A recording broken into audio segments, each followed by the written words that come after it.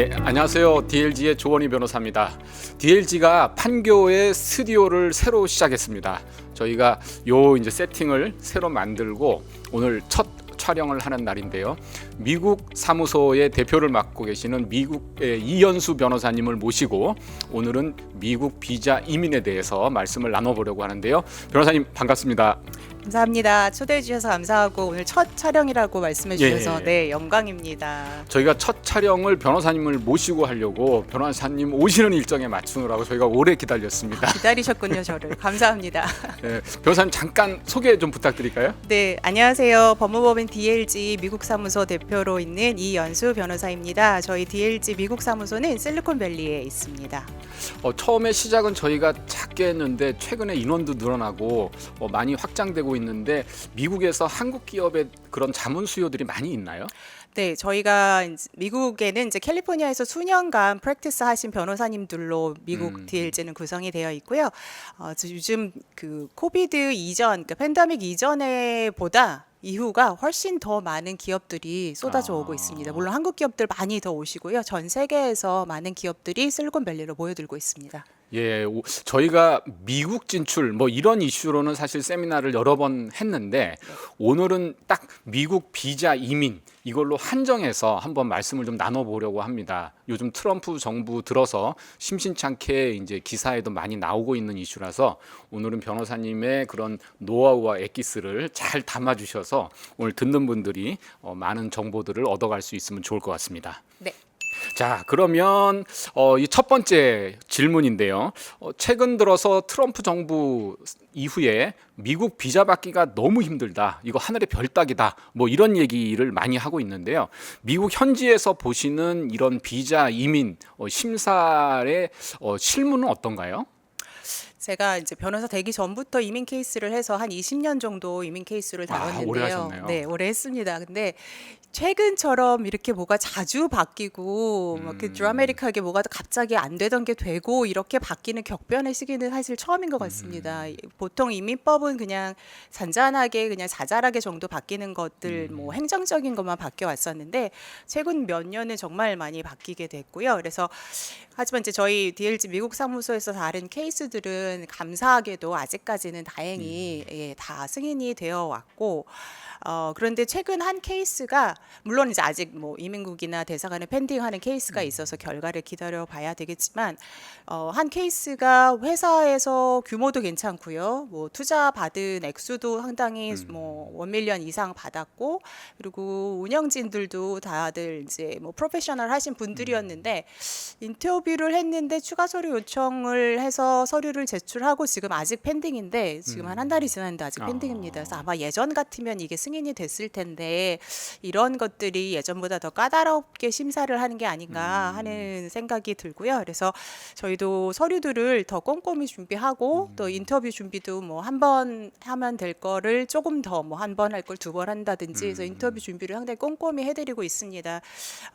그래서 저희 이제 DLG 이제 이민 케이스는 이제 보통 이제 미국의 많은 이민범들은 가격을 싸게 해서 많이 받아서 빨리빨리 내보내는 그런 방법으로 하고 있는데 저희는 이제 각 케이스마다 시간을 좀 많이 정성을 많이 쏟습니다. 왜냐하면 돼야 되거든요. 그렇죠. 이민 케이스가 안 되면 뭐 너무 생활에 변화가 있으신 거라 저희 고객들에게 뭐 가족이 다 같이 뭐 미국을 떠나서 다시 돌아가야 된다든지 미국을 진출해야 되는데 비자가 되지 않으면 사업에 영향이 상당히 크기 때문에 꼭 돼야 되기 때문에 저희 정성을 좀 많이 들여서 준비를 하고 있습니다. 근데 그 저희 케이스는 아닌데 최근 이제 그 이민법에 대해서 미국의 동향이 어떠냐면 뉴스에서 이제 났던 것들인데 좀 드라마틱한 케이스여서 뉴스에 났는데 비자를 갖고 있던 분이 예전에 그 이제 뭐 과속 티켓을 띈 것 때문에 비자가 취소가 돼서 출국을 해야 된다라든지 뭐 이런 것들이 뉴스에 났습니다. 아마 물론 그 외에 다른 것들도 다른 사항들도 있을 수는 있는데요.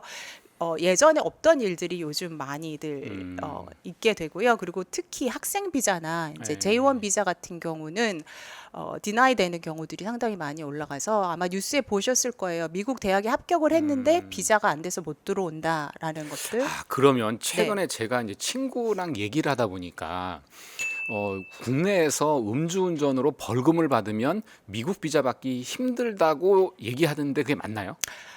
네, 사실은 맞습니다. 근데 DUI 음주운전 네. 그 있다고 100% 다 안 되는 건 아닌데요. 네. 그러니까 한국은 음주운전을 이제 하시는 분들이 상당히 좀 많으신데 네, 네. 미국은 그걸 상당히 심각하게 봅니다. 음. 그래서 음주운전 경력이 있는 것을 상당히 안 좋게 보기 때문에 네. 음주운전 경력이 있다고 해서 100% 비자가 안 되는 건 아니고 음. 이게 여러 번 있었는지 아니면 최근인지 그러니까 예를 들어서 10년 전에 음주운전해서 걸린 게 한 번 있는데 10년간 이제 없었다. 네. 그러면 이제 이 사람은 더 이상 음주운전을 하지 않는구나라고 간주가 돼서 그런 경우는 괜찮습니다. 근데 음주운전이 막 2번, 3번, 4번 이렇게 되면 아무래도 비자에 상당히 안 좋은 영향을 미치는 건 맞습니다. 그러니까 제 지인 같은 경우도 이제 그 자녀분을 미국으로 유학을 보내려고 준비를 했는데 네. 하여튼 그 음주운전이 발생을 한 거예요. 그러다 보니까 미국으로 유학을 보내려고 했는데 이게 유학을 아예 못 가는 상황이 됐구나라고 해서 이제 지레 포기를 하더라고요. 그래서 한번 좀 확인해 봐라. 정확하게 그렇게 얘기를 했는데 그런 상황이라고 하면 변호사님은 어떻게 조언해 주실 것 같으세요? 최근 일이었으면 네. 혈중 알코올 농도가 어땠는지 그것도 뭐 의미가 그것도 있구나. 이제 영향을 미치는데 이게 처음이었는지 네, 처음이었어요. 처음이었고 무슨 사고가 크게 나서 네. 얼마나 뭐 사람이 다쳤거나 네, 뭐 그건 이런 그런 게 아니고. 아니었으면 일단 잘 설명을 해야죠. 그러니까 아. 안 하시게 비자 수속을 안 하시게 되면 못 가시는 거잖아요. 그렇죠. 예. 그러니까 시도라도 해보셔야 되지 않을까. 그러니까 전 개인적으로 너무 안타깝더라고요. 네. 그냥 물론 뭐 음주운전을 해서는 안 됐는데 이게 안타깝게 이 한 번에 이런 일로 인해서 인생의 계획을 완전히 또 바꿔야 되는 상황이다 보니까 뭐가 방법이 있지 않을까 뭐 이런 생각이 들었었는데 네. 그럼 변호사님을 꼭 찾으라고 네네 제가 변호사가 잘 설명을 네, 해서 듣게 해야겠네요. 네 이전에는 없었고 이제 한 번 있었던 음. 일이고 사람이 다치거나 큰 사고가 된 게 아니다라는 예. 걸로 해서 네 그리고 뭐 다른 뭐 모럴 캐릭터의 음. 그 인품이나 인성 뭐 이런 거에 문제가 되는 일이 이 사람은 전에도 후에도 없었다라는 걸로 해서 설득을 해서 제출을 해보시면 될 것 예, 같습니다. 절차는 많이 지연되고 있는 상황인가요? 어떤가요?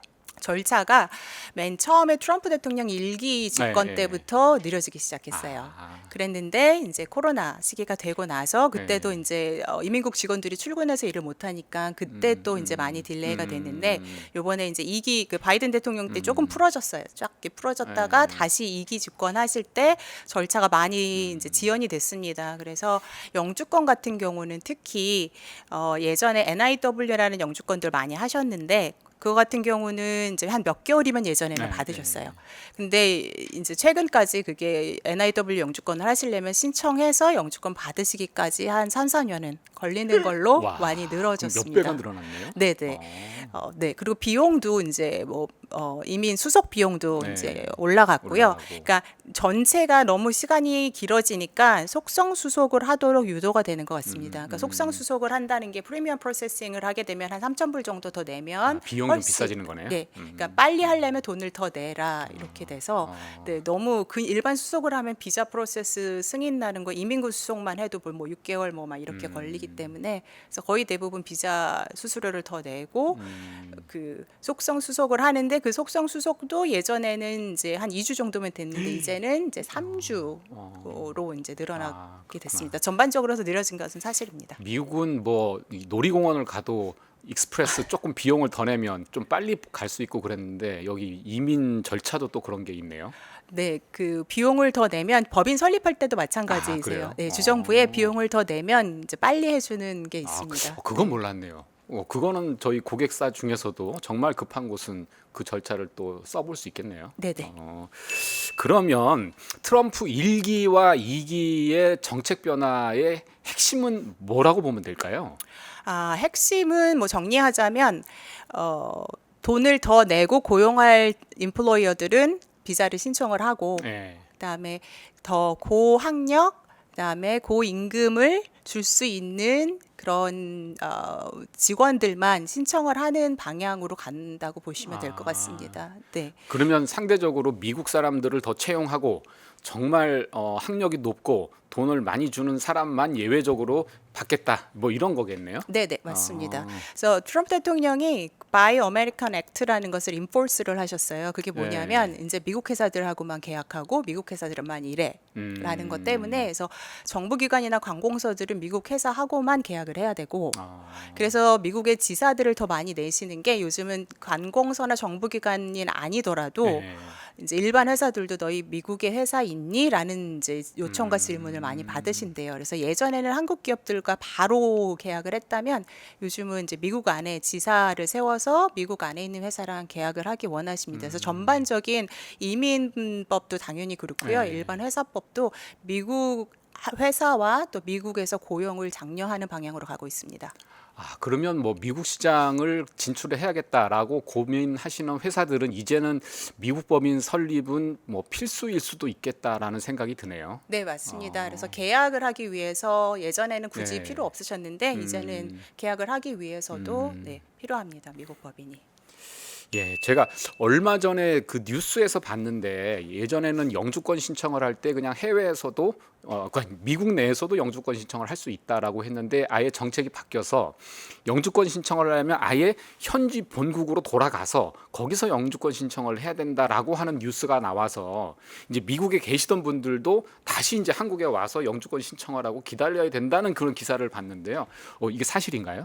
네, 5월 달에 발표를 하셔서 아. 다들 너무 놀랐고 미국이 거의 뭐 뒤집어졌다고 네, 말씀드려도 네. 할 수 있는 그래서 이민 변호사 협회도 지금 상당히 빠르게 움직이고 있는데 예전에는 미국 안에서 신분 변경을 하실 수 있으셨어요. 그래서 AOS랑 이민 비자 두 가지의 차이점에 대해서 설명을 드리면 미국 안에서 비자로 계시다가 영주권을 신청을 하셔서 미국 안에서 신분 변경을 하시는 게 가능했고 선택 사항이었어요. 예전에는 미국 안에서 영주권을 받든지 아니면 미국 밖에 대사관을 통해서 미국 이민 비자를 받고 그리고 미국에 들어오시든지 선택 사항이었는데 이제는 이제 5월 달에 발표한 거는 이민국에서 그건 선택 사항이 아니라 예외적으로 재량적인 혜택이야로 규정을 했습니다. 당연한 게 아니야. 그래서 말씀하신 대로 대부분의 사항은 예외적인 사항만 빼고 모두 다 본국으로 돌아가서 영주권 수속을 하고 돌아와라라고 발표를 했습니다. 그래서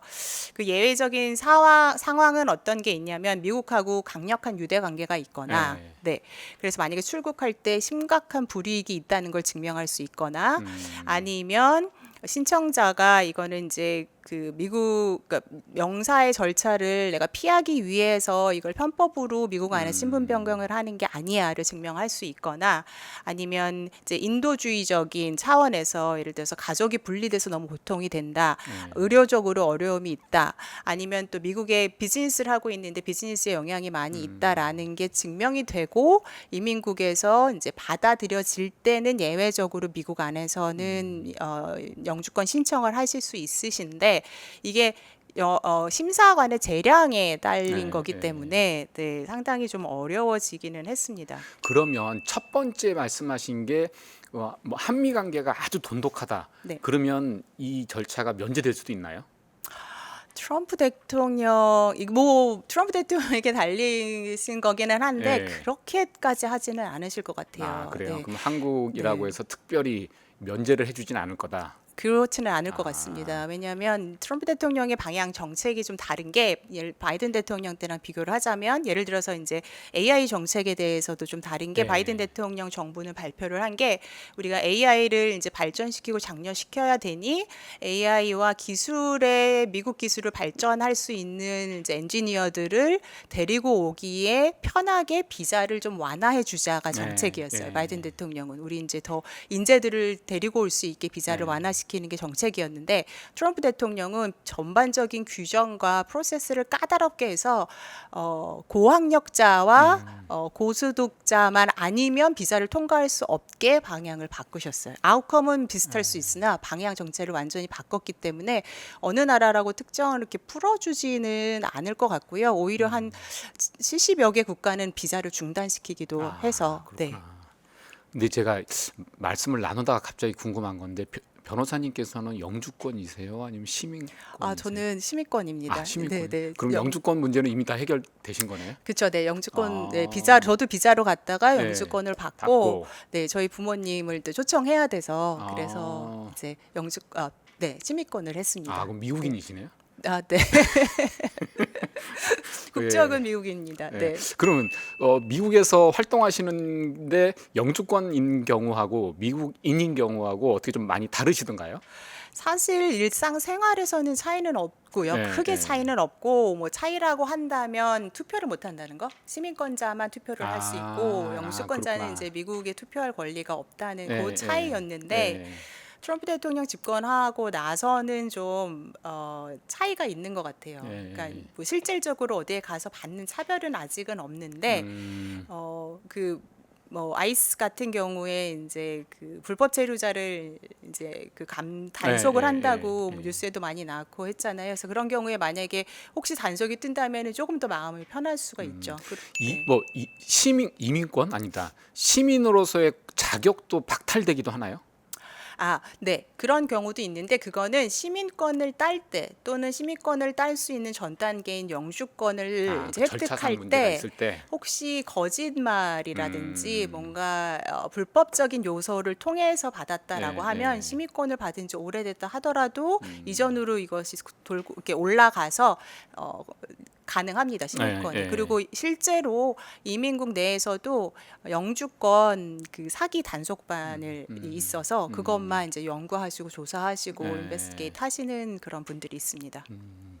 자, 그러면 요즘 유학생들이 H1 비자 때문에 다들 힘들어 하시는데 예전에 제가 듣기로는 H1 비자는 그 추첨제를 통해서 한다라고 들었는데 최근 들리는 얘기에 의하면 추첨만이 아니라 연봉도 높아야 되고 뭐 수수료도 많이 대폭 인상했다고 하고 그러는데 이 H1 비자는 현재 상황이 어떤가요? H1B 비자가 기존의 추첨 방식은 그대로 유지를 했습니다. 그래서 추첨하는 건 똑같은데요. 웨이지가 높으면 추첨에 가산점이 붙게 됩니다. 네, 그래서 H1B 같은 경우는 prevailing wage라는 게 있어서 이 네. 포지션에 1, 2, 3, 4단계가 있어서 우리는 1단계 뭐 웨이지를 줄 거야, 뭐 4단계 웨이지를 줄 거야 해서 4단계가 이제 가장 높은 웨이지인데요. 네. 그래서 H1B를 신청할 때 4단계 웨이지를 받는 사람은 1단계 웨이지를 받는 사람보다 뭐 한 뭐 4배 정도 더 추첨이 더 잘 될 확률이 추첨이기는 있다라고. 한데 확률이 네, 높은 거네요. 확률은 높은 거죠. 가산점이 있어서.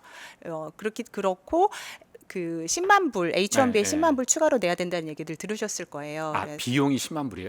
그러니까 인플로이어가 내야 되는 이제 엑스트라로 10만 불을 더 와, 내야지 되는 거예요. 그래서 높네요. 사실 네, 그렇죠. 10만 불이면 한화로 약 1억 5천을 내야지 와, 되는 그럼 거죠. 직원 하나당. 연봉만큼의 비용이 더 그쵸. 들어가는 거네요. 그 연봉 플러스 와. H1B를 신청을 하려면 1억 5천을 추가로 내야 돼서 상당히 비용이 부담이 돼서 실질적으로 중소기업들이 H1B를 신청하기는 부담이 사실 많이 되는 현실적으로 너무 액수이고, 크겠네요. 예, 그게 한 명당 내야 되기 때문에 그리고 하지만 대기업들은 사실 그렇게 부담이 되는 액수가 아니어서 네, 실질적으로 H1B는 이제 대기업들 테크 할 수 뭐큰 있는. 테크 기업들 네, 그렇죠. 뭐 이런 큰 테크- 데들이나 잘 쓸 수 있는 제도겠네요. 네네 그렇습니다. 그렇게 바뀌었습니다. 근데 이게 모든 H1B에 적용이 되는 건 아니고요. 기존에 H1B가 있으셨던 분이나 아니면 기존에 다른 비자로 있다가 H1B로 바꾸시는 분들에게는 적용이 되지가 않습니다. 그래서 밖에서 처음 H1B를 신청해서 첫 H1B 비자를 받고 들어오시는 분에게는 적용이 돼서 이민국에서 발표를 하면서 또 동시에 발표를 한 게 뭐냐면 일단 그런 미국에 뭐가 됐든 비자가 들어와서 H1B로 바꾸면 이 10만 불에 이제 제외가 되니 제외된다. B1, B2 비자로 들어와서 네. H1B로 이제 바꾸는 것을 우리가 주시해 보겠다. 네. 그거를 어뷰즈 하는지를 보겠다. 그렇게 하지 말아라라고 또 발표를 했습니다. 그러니까 보통 보면 F1 비자나 J1 비자로 갔다가 사실은 H1 비자로 바뀌는 경우가 많은데 네. 그럼 그런 경우에는 10만 불을 안 낼 수도 있는 거네요. 그런 경우는 안 내십니다. 네, 그래서 미국에서 공부를 하고 네. 그다음에 이제 H1B를 신청을 하게 되는 경우는 안 내시죠. 저도 미국 비자를 F1도 한번 받아보고 J1도 한번 받아봤는데 H1도 한번 받아보려고 했는데 그 기회가 별로 없겠네요. 뭐 10만 불 내시면 되지 않을까 싶습니다. 자, 이제 학생 비자에 대해서 좀 여쭤보고 싶은데요. 학생 비자는 그냥 재학하고 있는 동안이면 비자가 계속 유지된다는 걸로 알고 있는데 이것도 이제 4년으로 제한한다 뭐 이런 얘기가 있던데 학생 비자에도 어떤 변경이 좀 있나요? 네, 최근 이민국에서 발표를 한 게 학생 비자를 예전에는 DS라고 했어요. Duration of Status라고 해서 공부를 하고 있는 한, 학업을 하고 있는 한 계속 미국에 거주할 수 있도록 했는데 그거를 4년으로 바꾸겠다, 제한하겠다.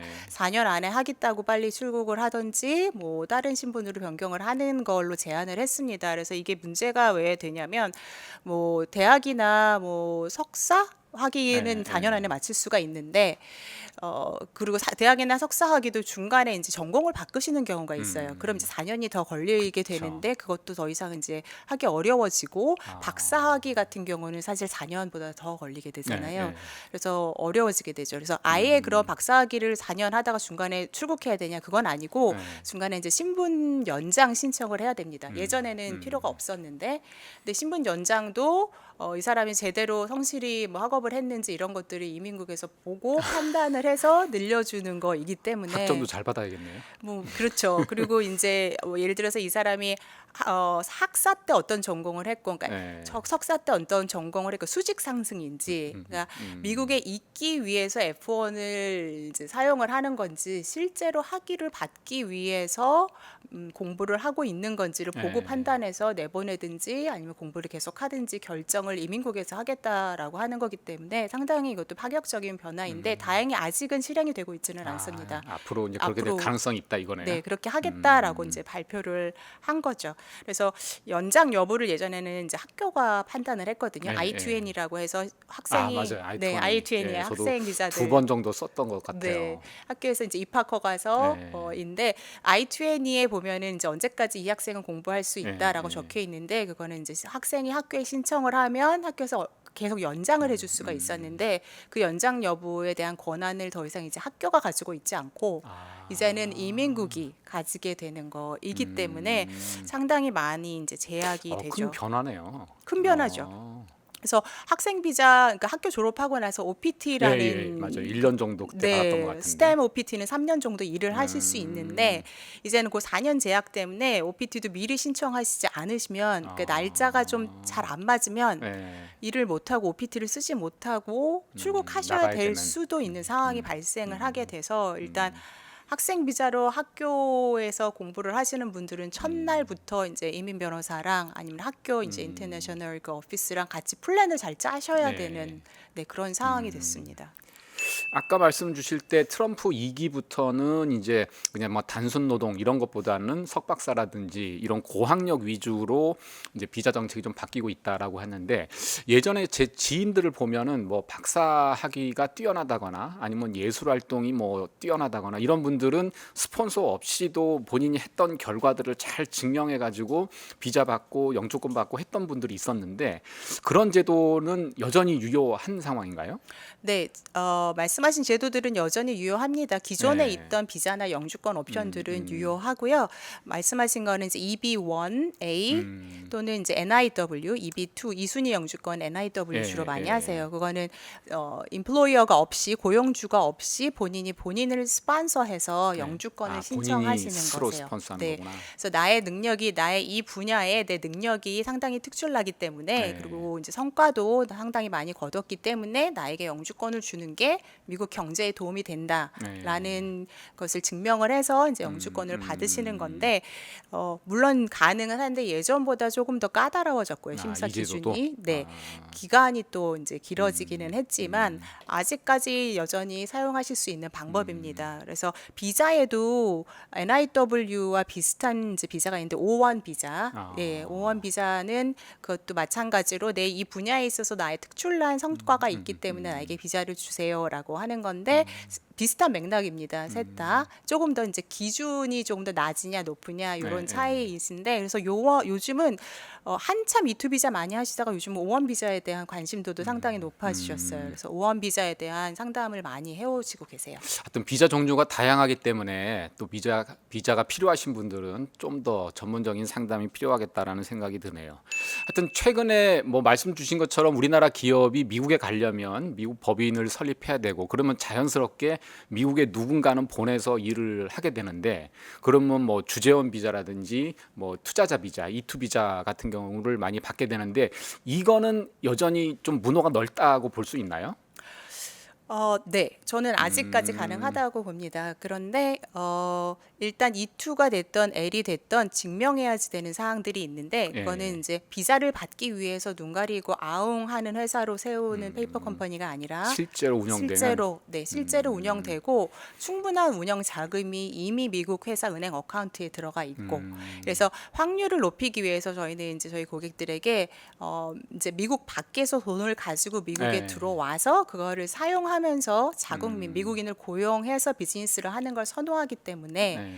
그런 세팅을 하시고 나서 비자를 신청하시는 거를 자문을 드리고 있거든요. 그렇구나. 그래서 근데 사실 환율 때문에 네, 지금 네. 이제 1,500원 넘어가서 네. 환율 때문에 상당히 좀 부담이 되기는 하지만 비자라는 게 시간과 비용이 많이 들어가는데 네. 안 되면 여러 가지 진짜 계획에 차질이 있으셔서 좀 부담이 되더라도 미국 은행 어카운트에 미국 법인에 가능한 목돈을 넣어 놓으시고 투자금으로요. 그 론으로 보내시면은 인정이 되지 않아요. 그렇구나. 왜냐하면 론은 언제든지 뺄 수 있는 돈이기 때문에. 제가 이거 지금 촬영하기 직전에 네. 미국 진출하기를 원하는 기업하고 이제 상담을 하고 왔는데 이제 미국 기업에 이제 일부 자금을 넣을 거긴 한데 일부는 대여로 해서 저 이후에 회수하겠다 뭐 이런 계획을 갖고 계시더라고요. 근데 만약에 그렇게 하게 되면 주재원 비자나 E2 비자를 받는 데는 조금 불이익이 있을 수 있겠다 이런 말씀이네요. 네, 한국과 미국 회사, 자회사, 모회사의 자금은 뭐 편안하게, 안전하게 예. 이렇게 뭐 플렉서블하게 이동을 하실 수가 있으신데 여러 가지 방법이 있지만 그래서 저희는 이제 비자를 안 하실 거면 어떤 방법을 사용하셔도 괜찮으신데 내부적으로 승인되는 방법으로 하시면 되시는데 비자를 하실 거면 투자금으로 보내시는 게 유리합니다. 네, 그 간혹 이제 한국 법인의 투자자분들께서 예. 이거를 다 투자금으로 보내면 회수를 못하니 이런 그러니까요. 큰 목돈을 예, 보내는 예. 게 좀 불편하다. 그래서 예. 일부는 대여금으로 네, 맞습니다. 보내라라고 딱 그 네. 스킴으로 지금 얘기를 하고 왔는데 그렇게 결정하시는 분들이 많이 있으세요. 예, 불안해 하시긴 하시는데 그렇지 않으면 예, 대여금은 투자금에 들어가지 않고 이제 돈을 뺄 수 없는 투자금으로 넣어야지 비자에 도움이 되십니다. 그러면 이제 만약에 진짜 큰 비즈니스를 위해서 직원들도 많이 파견하고 해야 되면 그런 구조는 다시 한번 또 생각해 볼 필요가 있겠네요. 네네. 예. 자, 이 이제 뭐 비자 제도가 어렵긴 하지만 그럼에도 불구하고 나 미국 가서 뭘 하고 싶다라고 해서 미국 비자에 도전하시고 싶어하는 분도 여전히 계실 것 같은데 어떤 분들이면 이런 상황에서도 여전히 가능할까요? 일단 미국 비자를 신청하실 때는 보여지는 게 중요합니다. 서면상으로 보여지고 증명할 수 있는 것들이 많으신 분들일수록 유리하세요. 그래서 제가 강연 드릴 때도 많이 쓰는 이제 예화이긴 한데 예. 어떤 대표님이 내가 정말 이 분야에서 수십 년 일했지만 이 사람만큼 엔지니어링을 잘하는 사람은 못 봤다. 그래서 네. 이 직원을 꼭 데려가고 싶다. 근데 이분이 개발만 하신 거라 대외 활동이 전혀 없으신 네, 거예요. 그래서 네. 뭔가 이분의 성과를 증명할 수 있는 게 없는 거죠. 소스 코드 낼 수는 없겠죠. 뭐, 뭐 이분이 뭐뭐를 발명했다 이런 것까지는 뭐 있을 수 있겠지만 예. 그냥 조용히 개발만 하신 분이고 예. 다른 분은 그만큼의 실력은 없으시지만 대외 활동을 좀 많이 하셔서 보여질 수 있는 서류들이 많이 있으셨어요. 그래서 어디 뭐 글을 뭐 기고를 하셨다든지 스피커로 가셨다든지 뭐 특허 같은 데도 이름이 많이 네, 올라가 네, 있으시다든지 그래서 그런 분들은 훨씬 이민국은 이제 서류로 보고 판단을 하기 때문에 서류상으로 봤을 때 훨씬 더 이 사람이 성과가 많구나, 이 사람이 미국의 기여도가 높겠구나라고 판단을 하기 때문에 비자를 염두하시는 분들이라면 대외 활동을 하셔서 좀 이렇게 보여줄 수 있는 서류들을 지금부터 준비하시면 아무래도 도움이 되실 것 같고요. 지금 저희 비자 이제 넣고 이미 인터뷰를 기다리고 있는 클라이언트가 있는데 그분들 같은 경우는 한 분은 아직 대학 재학생이세요. 한 분은 이제 막 졸업을 하셨어요. 근데 재학을 하시면서 일을 한 4, 5년은 하셨어요. 학교에 네. 휴학을 하고. 하지만 이제 비자나 영주권 입장에서 봤을 땐 대학을 졸업 안 하신 것보다 네. 그래도 학위가 있으신 게 도움이 되세요. 네, 학위가 있으신 게 아무래도 조금 더 프로페셔널로 보기 네, 때문에 네. 그래서 사실 지금 요즘 AI 시대여서 대학 학위가 그리 중요하지는 네. 않지만 비자나 영주권을 하시려면 이제 보여지는 것들이 중요하기 때문에 만약에 그거를 고민하시고 계신 분들이 있다면은 저는 이제 이민법 입장에서는 학위를 이제 졸업하시고 학위를 받으시는 걸 이제 권해드리기는 합니다. 그럼 학사보다는 석사가 더 유리하고 박사가 더 유리하나요? 그렇죠. 아, 네. 그럼 저도 박사학위를 땄는데 제가 박사학위를 왜 땄지? 뭐 이런 생각이 있었는데 비자에 도움이 되실 도움이 겁니다. 되겠네요. 네, 예, 잘 참조하겠습니다. 네. 저희가 이번에 미국 비자 이민 센터를 새롭게 시작했습니다. 지금 오늘 이제 이 변호사님하고 말씀 나눈 것처럼 국내에서 우리나라 기업들이 이제 미국 진출도 많아지고 있고 또 미국이 아무래도 기술 선진국이다 보니까 내가 인공지능은 현지에 가서 도전하겠다. 뭐 이런 이제 젊은 친구들도 많고 해서 저희가 이제 센터를 새로 출범하는데요. 이 마지막으로 변호사님께서 이렇게 미국에 한번 도전해 보겠다라고 하는 그런 유학생 또는 뭐 사업을 하시는 분들이 있다면 이 비자나 이민 관점에서 어떤 조언을 좀 해주시면 좋을까요? 최근 이민 정책이 까다로워져서 정말 예전보다 미국 진출이 조금 더 어려워진 거는 사실이기는 합니다. 네. 네, 그래서 저희 고객 같은 경우도 뭐지 생각지도 못한 전쟁이 나게 돼서 예, 그 결혼 영주권을 하신 분이었는데 그분 국적은 캐나다인데 이란에서 태어나신 분이었어요. 그래서 지금 전쟁 때문에 이란에서 태어난 사람들 또는 이란 국적을 가진 사람들의 비자는 다 비자나 영주권은 다 이제 중지가 되어 있거든요. 그래서 그 경우에는 이제 이분은 중지가 됐기 때문에 이게 언제 풀릴지 기다려야 되고 또한 고객 같은 경우는 이제 학생 비자로 스탠포드에서 이제 공부를 잘 하고 하버드 로스쿨에 합격이 됐어요. 그럼 공부를 와. 너무 잘하고 수재인 거잖아요. 와. 그랬는데 그때 당시에 학생 비자를 이제 다 중지하겠다 막 이런 네. 발표도 있고 트럼프 대통령이 대학들의 이제 압력을 좀 가할 때여서 특히 하버드대가 네, 타겟이었기 그렇죠. 때문에 네. 그래서 하버드대에서 F1으로 바꾸는 게 될지 안 될지 모르겠다라고 해서 또 마침 이제 시민권자 남자친구와 결혼을 하는 걸 고민을 언제 하지 하고 있었던 상황이기 때문에 이제 결혼을 하고 이제 영주권 신청을 하고 하버드대에서도 그래 그 옵션이 있으면 그게 더 안전하겠다. 시민권이 있던 남자친구는 횡재했네요. 그쵸. 뭐 서로 횡재. 제가 보기엔 서로 횡재를 했더라고요. 네. 남편분도 엔지니어로 잘 음. 수재이고 해서.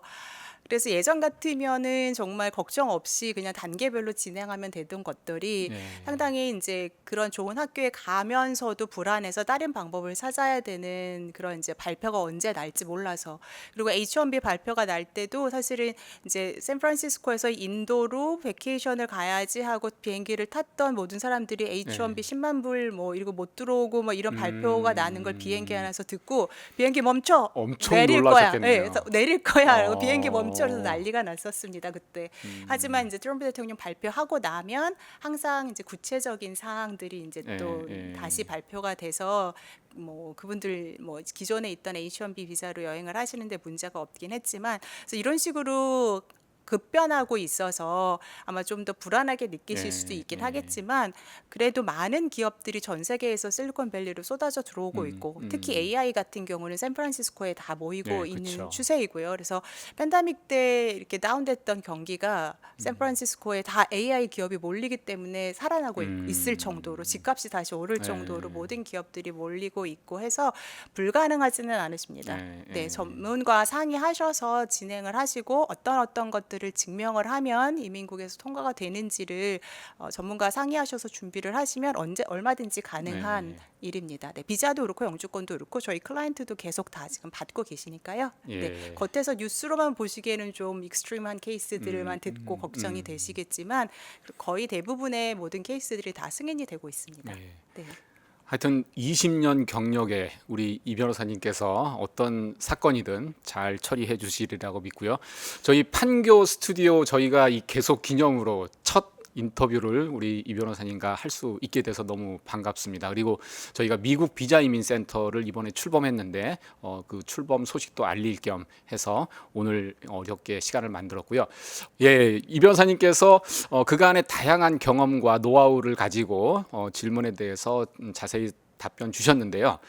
마지막으로 미국의 비자 이민 정책 한마디로 요약해 주신다면 어떨까요? 한마디로요. 예. 네, 제가 한 10년 전부터 스타트업 이렇게 강연 드릴 때 해왔던 말인데 예. 실리콘밸리 진출 만만하진 않지만 막연하지만도 않습니다. 만만하지 않다, 막연하지 않다. 이게 운율도 살리셔서 좋은 말인데요. 제가 밀고 있는데 아직 안 뜨네요. 예. 네, 전문가와 함께라면 막연하지는 않습니다. 예. 그래서 앞으로도 아마 계속 변화가 될 거고요. 없던 것들이 새로 생겨나기 때문에 예를 들어서 AI도 없던 것들이 생겨나서 여러 가지 법률들이 새로 생겨나고 있는 것처럼 아마 이민법도 계속 바뀌게 되겠지만 전문가와 함께 진행하시면 조금 더 기회가 또 있게 되지 않을까. 그렇기 때문에 더 실력 있고 준비되신 분들에게 더 많은 기회가 주어지지 않을까 생각합니다. 예, 하여튼 따뜻한 마무리 멘트까지 감사드립니다. 하여튼 저희 이제 미국 비자 이민도 전문적으로 이렇게 변호사님들을 통해서 진행하려고 합니다. 궁금하신 분들 연락 주시고요. 저희가 서울에서 한 라인으로 실시간으로 또 상담할 수 있는 그런 채널도 운영하고 있으니까요. 많이 이용해 주시면 감사하겠습니다. 변호사님 짧은 일정에 한국에 와서 너무 고생 많으신데요. 남은 일정 잘 마무리하시고 건강하게 돌아가시면 좋겠습니다. 감사합니다. 네, 감사합니다.